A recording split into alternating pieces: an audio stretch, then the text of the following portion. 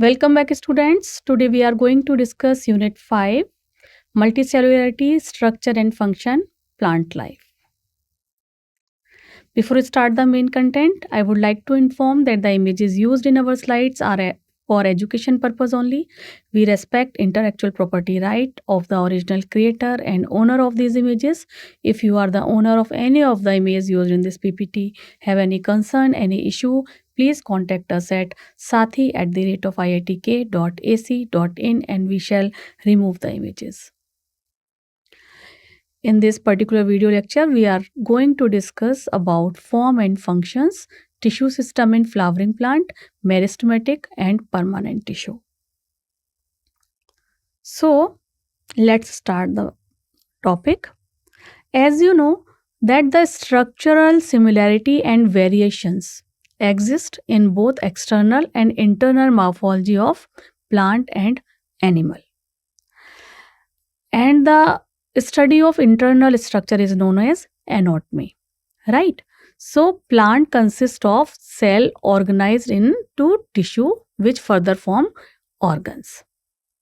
Different plant organs have distinct internal structures.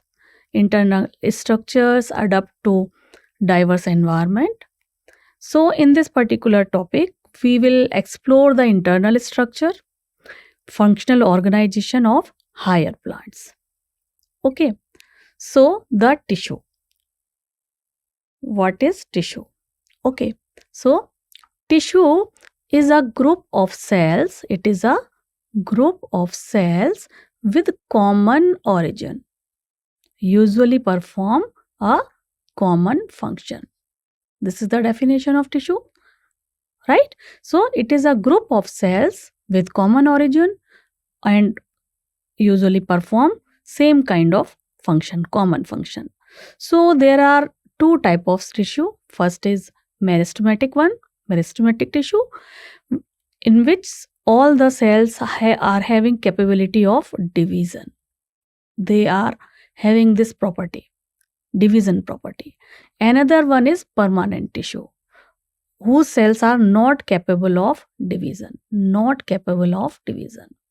Okay, so tissue is a group of cells with common origin which perform common type of function. We can further divide tissue into two types. First one, those cells who are having the capability of division, and those cells who are not having the capability of division is known as permanent one. Okay, meristematic and permanent tissue. This is how we can classify the tissue into two different categories. Now, first one is meristematic tissue.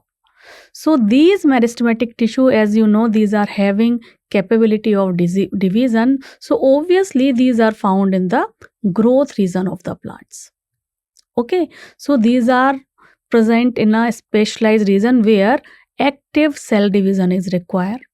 Okay, and that specialized region where this active cell division occur is called meristem. What is the right term for that? Meristem. Okay, so various type of meristem region are there. As you can see in this particular picture, on the top of the plant or on the tip, the kind of meristem is present is known as apical meristem. Second one, intercalary meristem, which is present between the two branches or 2 points here. This is the secondary one. And third type is known as lateral. These are the lateral region. Third type of meristem is known as lateral meristem. Their location is different. So their type of where they grow. What is the requirement? If plant required to grow in its width, then this lateral meristem will work, right? So this is how we can classify the position of a meristem: apical meristem, intercalary meristem, and lateral meristem. Clear? Now, apical meristem. These are located, as you can just now you have seen that these are located at the tip. This tip may be belong to root or shoot, but these are present on the tip region. Okay, so that's why it is written over here. These are located at the tips of root and shoot, and these are able to produce primary tissue. Okay, so root apical meristem, this is the picture of root. These are present over here just after the root cap. This lastmost region is known as root cap, and just after the root cap this apical meristem is present. Okay, so apical meristem. Shoot apical meristem, this shoot apical meristem is present on the top of the shoot, right? Distinct most region of the stem exist, right? Here apical meristem, this is known as ground meristem. Okay, this is the reason. Shoot apical meristem present over here, this. Okay, and axillary buds, on the top there is a location known as axillary bud, where there is a growth. Different type of locations are there, different type of cells are there, as you can see over here. This is the apical meristem, this is the ground one. This line is known as procambium, where there is a secondary growth is required. These are certain kind of nodes, and this is the base of subtending leaf. Just near the base there is a swollen area which is known as axillary bud. Okay, so axillary bud form from the cells left behind by the shoot apical meristem. How it form? It form from the cells left behind by the shoot apical meristem. These can develop branches in a plant. These are responsible to produce different branches or flower. This axillary bud. That's why it is located over here at this particular position. Clear? Now, this specific region of apical meristem produce different kind of tissue like dermal tissue, ground tissue. Here ground meristem are there, na? Ground tissue, dermal tissue, and vascular tissue as well. Okay. Now, second type is intercalary meristem. These are occur between mature tissue. These are occur between mature tissue. Just recall that diagram. It is something like this.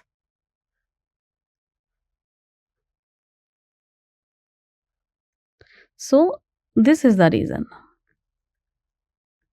So these are present. This is the top where apical meristem are there. On the lateral one are present like this, right? And this is the reason where it is situated intercalary meristem. Clear? So these are present between the mature tissue. These are found in the grasses. Regenerate, these are mainly responsible to regenerate some part removed by grazing herbivore. So these are very much showing its capability in grasses, as very quickly they regenerate those part that is already eaten up by the herbivore. Okay, so third type is lateral meristem. These are occur also in the mature part. If again I'll draw a diagram, so like this.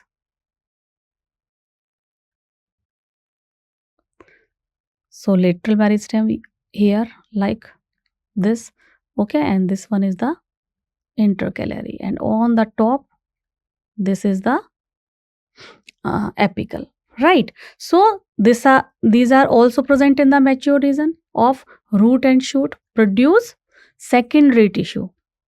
Okay, these are mainly responsible to produce secondary tissue which will appear later in the life. Clear? There are certain examples who belong to lateral meristem like this vascular cambium, fascicular vascular cambium, okay, interfascicular vascular cambium, cork cambium.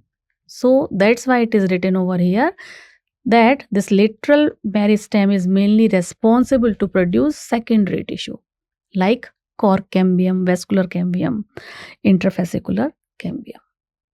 Okay, now let's move to the next slide. Let's compare between primary and secondary meristem. Another type in which we can compare the meristem type. Primary one appear early in life and it contribute in the primary plant body. Okay, like apical and intercalary, primary. While secondary meristem appear later in the life. Okay, and these are mainly able to contribute the secondary plant growth like cork cambium and vascular cambium, and this is the type of meristem which are mainly involved in secondary meristem. So initially we have divided meristem into three different type: apical, intercalary and lateral. So this lateral one belong to secondary type, secondary meristem type. Clear? Now let's discuss. So this is all about the primary tissue. Now permanent tissue. Permanent tissue form when new cells from meristem become specialized and lose its ability to divide. Okay, lose its ability to divide. That time this permanent tissue will form. These are the specialized one because they have a specific kind of function. So this constitute the permanent or mature cells. We can classify permanent tissue into two different types: simple tissue and complex tissue. This simple tissue is composed of similar kind of cells in structure and function.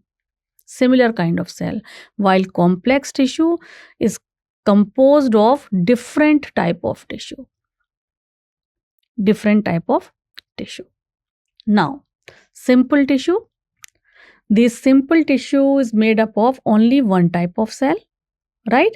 Which are based on the function and structure. We can further classify simple tissue in three different categories: parenchyma, collenchyma and sclerenchyma.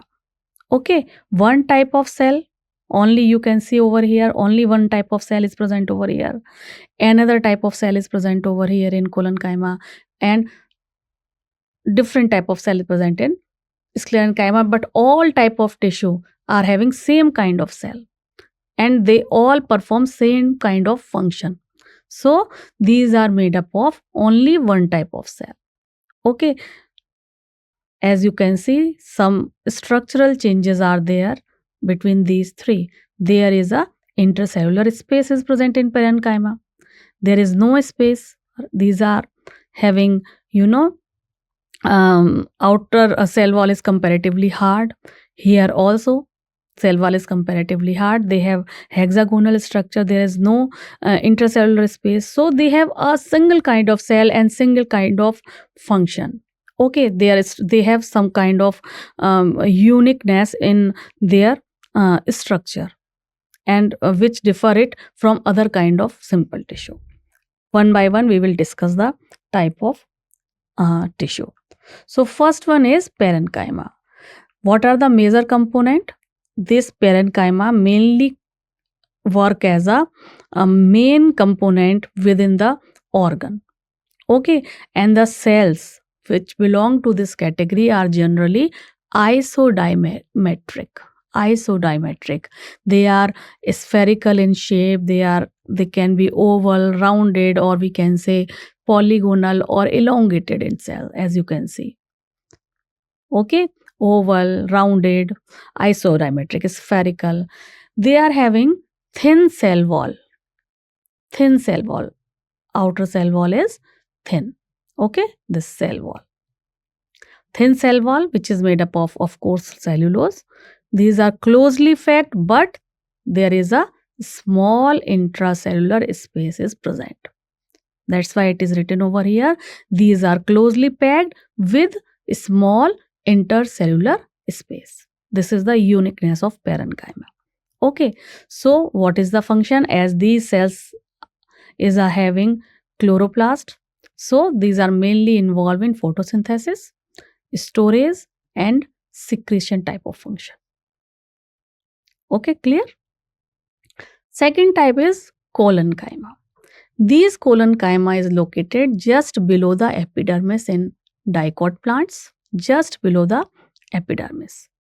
There is no intercellular space, as you can see. There is no intercellular space. No intercellular space, and this is how we can differentiate collenchyma with parenchyma. Comparatively, these cells are thick at the corner side, as you can see. This is the structure. So, thick on the corner side, right?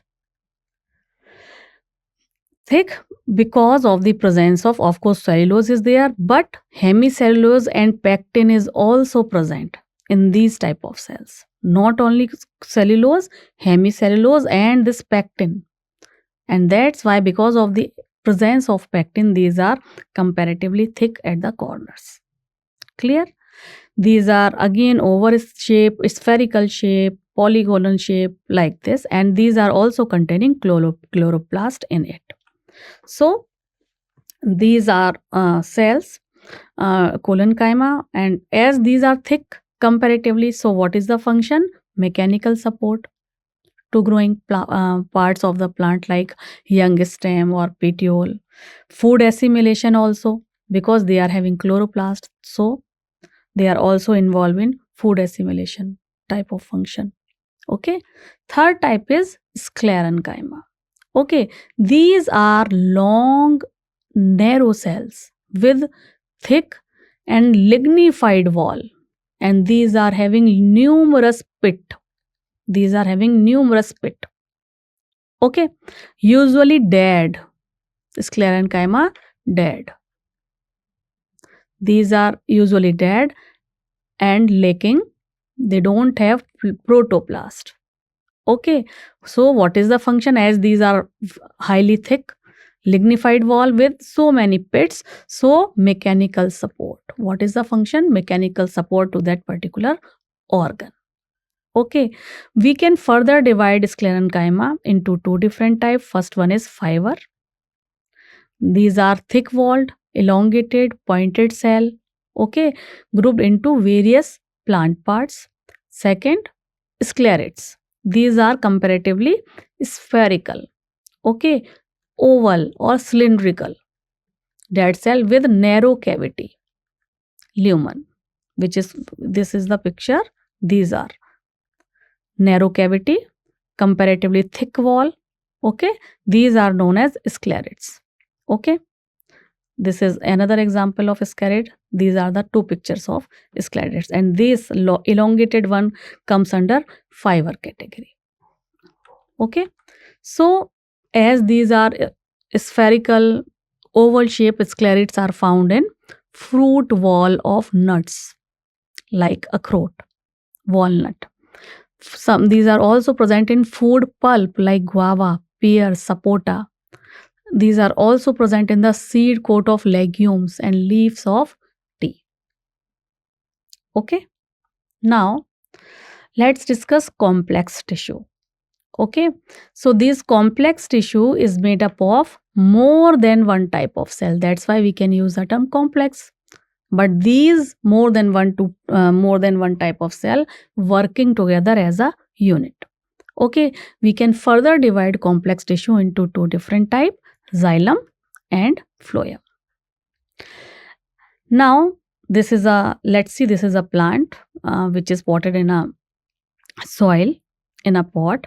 So water movement occur from soil to all the parts of the plant. Only one type of movement upward for water and minerals, while photosynthesis occur in the leaf. Okay, so photosynthetic food which is stored, so movement of photosynthetic product occur in all the direction towards downward or towards upside. So two type of movement occur, two-way, we can say two-way movement occur in the case of phloem, while only one-way movement occur it is already written over here. One way flow occur in the case of xylem. Only one way. Movement of water and minerals. Okay. So this is the main difference between xylem and phloem. There are certain other differences also which we discuss in coming slides one by one. So let's discuss xylem. What is the main function of xylem? To conduct water and minerals from root to stem, right? One way movement, root to stem, leaves, and also its function also comes it also help in providing mechanical strength to the plant. We can divide xylem complex tissue in different categories or different components. Let's discuss different component of xylem. One component is tracheids, vessels, xylem fiber, xylem parenchyma. There are 4 different components. Tracheids, these are the tracheids. Okay, these are the fiber, xylem parenchyma, and vessels. These are the vessels. Okay, so tracheid and vessels. What is the difference between tracheid and vessels? Tracheids are elongated, thick-walled, lignified, tapering, and these are dead cells without protoplasm. Tracheids are dead cells without protoplasm. Vessels are also long, cylindrical tube. These are like this, cylindrical tube, made up of vessel membrane with lignified wall.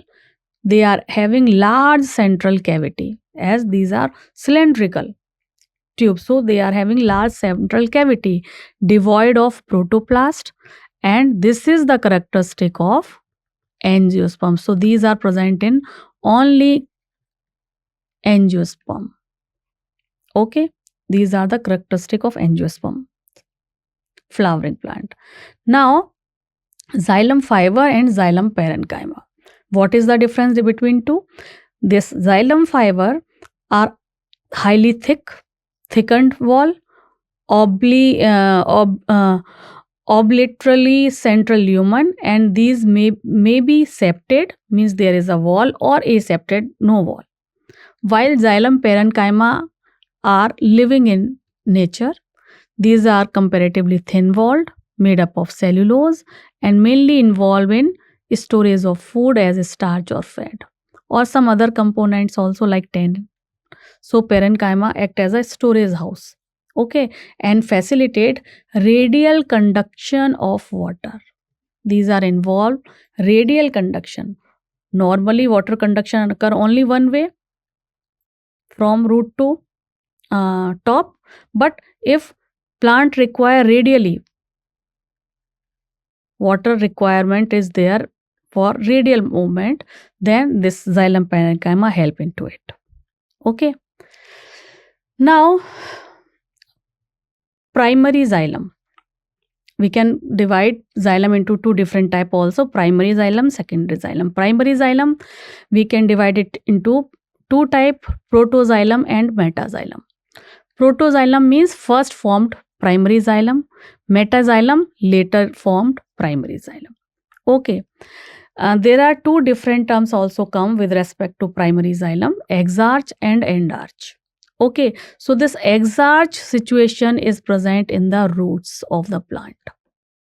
Okay, this is the exarch situation. X means we can learn this thing with a trick like RX. Doctor written medicine with while using this term RX. R means root in this particular case, and X means exarch, means in roots the situation or the presence of protoxylem, where it present location of protoxylem and metaxylem. X means exarch, means protoxylem is present towards the periphery. If these are the circles, then towards the periphery, outside. So this is how you can learn this thing.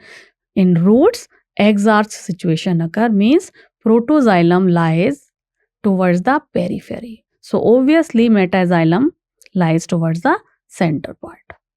Okay, if you learn this, then you can very quickly analyze the situation for stem. Just reverse of this, means endarch. What does it mean? That protoxylem is present towards the center and metaxylem lies towards the periphery. So you can learn with the help of this Rx condition. R means root, X means exarch, means towards periphery. Clear? Now, phloem. Phloem, what is the function of phloem? Transportation of food material from leaf to other parts of the body. This is the function of phloem. We can further divide phloem component into various types. In gymnosperms, only two components are there. For phloem, one type of cell is known as albuminous cell, another type of is known as sieve cells. These two type of cells are there in phloem tissue. In gymnosperm, albuminous cell and sieve cell. While in angiosperm, sieve tube element, companion cell, phloem parenchyma, phloem fiber, all four components are there. That's why vascular tissue fully develop in angiosperms only. Okay. So let's understand sieve tube element. These are the sieve tube elements. Okay. These are long, as you can see, tube-like structure arranged longitudinally. Okay. These are associated with companion cell. These are associated with companion. These are known as companion cell. Right? End wall. This is the end wall. These are perforated to form sieve plate. Okay. It is written over here, sieve plate. Okay. This whole tube is known as sieve tube. Here, their end wall contain perforated structure that is known as sieve plate. Okay. And these sieve element is arranged with companion cell. This light green one is the companion cell. Okay. The mature sieve element doesn't have a nucleus. Here there is no nucleus, so they doesn't have a nucleus, but they have peripheral cytoplasm and a large vacuole. Peripheral cytoplasm and large vacuole. Clear? Next is companion cell. This is the sieve tube, just adjacent to sieve tube, companion cell. Okay, so these are the specialized type of parenchymatous cell, closely associated with sieve tube element. Yes, you can see over here. These are the companion cells, right? Here, cell nucleus is there, vacuole is there, but in sieve element, there is no nucleus, right? So, as these are having nucleus, so these type of cell, companion cell, help to maintain pressure gradient in sieve tube and control sieve tube function, because nucleus is present over here only. So these are mainly involved to control sieve tube functions. Clear? Third type of component is known as phloem parenchyma. These are also elongated one, as you can see over here. Tapering cells with dense cytoplasm and nucleus. Okay, these are involved in storage of food and other substance like resin, latex, mucilage, like. But this phloem parenchyma is absent in most of the monocots. Okay, so this is the difference between dicot and monocot. Phloem parenchyma is not present in monocot. Next type of component of phloem is phloem fiber or bast fiber. These are sclerenchymatous cells. Okay, sclerenchymatous means thick cell wall, right? These are generally absent in primary phloem but present in secondary phloem. Obviously, because secondary growth is there, cambium growth is there. So these are present in secondary phloem. A elongated one, unbranched, pointed and thick walled. This is the property of sclerenchymatous cell. That's why it is made up of sclerenchymatous cell. These become dead at the time of maturity. Commercially used these parenchyma in jute, flax and hemp. That fiber type of structure is bast fiber. These are basically phloem fiber. Now let's discuss the tissue system. Okay, tissue system and function vary based on their location in the plant body. Okay, various type of tissue are there, we have discussed already. Now tissue system, their location and their function type. So type of tissue system, first one is the outer covering is known as epidermal. So this is our not our plant's outer protective layer, epidermal tissue. Second type is fundamental tissue or grounded tissue. These are basic supportive tissue. Third one is vascular tissue, or we can say conductive tissue, which are involved in conduction, food and water conduction throughout the plant body. So it involved in the transport system of for water, nutrition and food. So three type of tissue system.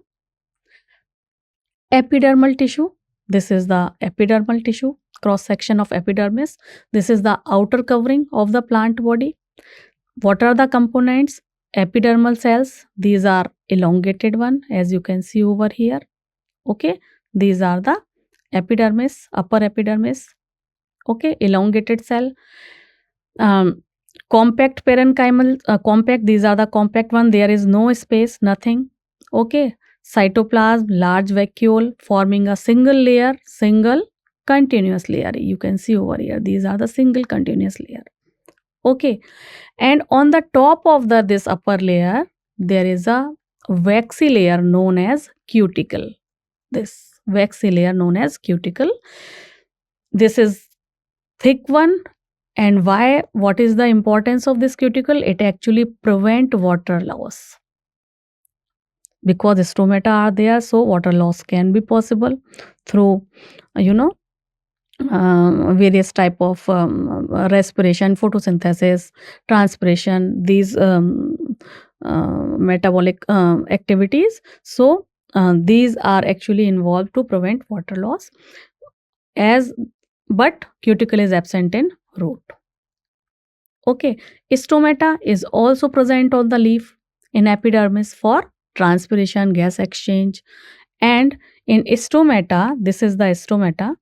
Okay, the main hole is known as stomatopore, and surrounding the stomata there are two bean shaped structure cell which is known as guard cell. Okay, in guard cell, these are bean shaped or dumbbell shaped in the case of grass. Okay, in guard cell, the inner layer is thick one. Okay, thick inner layer while thin outer layer. Outer layer is comparatively thin. This. Okay, these are also containing chloroplast. These are the chloroplast. And after this guard cell, other cells are known as subsidiary cells. These are known as subsidiary cells. Okay, these are also specialized epidermal cell which are present around the guard cell and forming this stomatal aperture. Okay, hairs are also present on roots and shoots also. And this in root hair are unicellular, elongated, and these cells are mainly involved, these root hairs are what is the role of hairs in root? These are mainly involved in the water and mineral absorption. Okay, some type of hair type structure is also known as trichomes. These are multicellular hair, and these trichomes are present on the stem. Okay, while root hair are present on roots. Trichomes are present in stem, which these trichomes can be branched or unbranched, soft, strip. Okay, these are sometimes secretory, helping in to prevent water loss. Now, ground tissue level. Ground tissue level, these are comprises all tissue except epidermis and vascular bundle. This is ground tissue.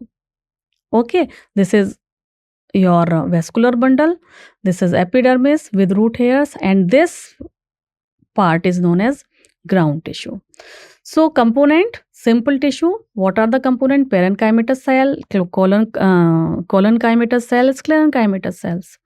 Parenchyma, these are found in cortex, pericycle, pit, medullary ray in primary root and stem. Collenchyma and sclerenchyma provide support, mechanical support. Leaves, in leaves, ground tissue are called mesophyll. Okay, consisting of thin-walled chloroplast containing cells. Upper side there is a cuticle layer, then epidermis. Okay, parenchyma, and then ground tissue. Ground tissue contains mesophills in the case of leaves. So now third type of tissue system is known as vascular tissue system. What are the component? Component are same, xylem and phloem, which are involved in movement of water, mineral and food. Okay, together we can use the term vascular bundle for the same. That's why vascular tissue system. Okay, so type of vascular bundle, open vascular bundle which are present in dicot, and closed vascular bundle which are present in monocot. Why closed? Because there is no cambium in the case of monocot. Okay, open vascular bundle which are present in dicot stem, cambium is present between phloem and xylem. This is phloem and xylem. This cambium is present between phloem and xylem, and also present in between two units. Okay, so cambium is present between xylem and phloem. This is known as fascicular cambium. Those cambium which is present two different unit is known as interfascicular cambium. Okay, and collectively for both we can use the vascular cambium term, in which interfascicular cambium and fascicular cambium both comes in vascular cambium. Okay, so cambium is present between phloem and xylem, and these can form secondary xylem and secondary phloem. Okay, this already I told you that closed vascular bundle is the property of monocot where no cambium is present, and cambium is not present means they cannot form secondary tissue. Okay, now let's discuss the arrangement of xylem and phloem. There are three type of arrangement.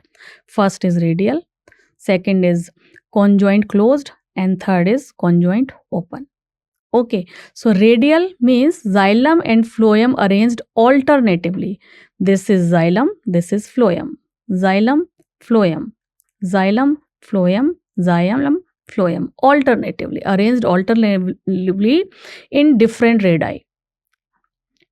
These are common in radial symmetry is common in roots. While second type is conjoint, which we can further divide into closed type and open type. Closed type means there is no cambium.